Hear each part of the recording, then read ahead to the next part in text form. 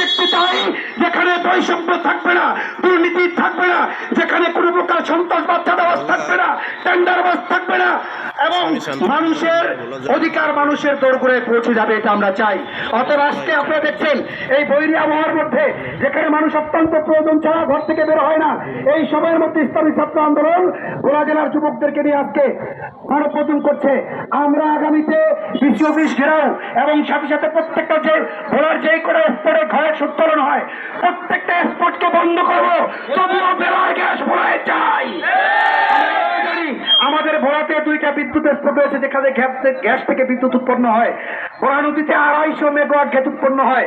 আমাদের খেয়াঘাটে 36 megawatt gas উৎপন্ন হয়।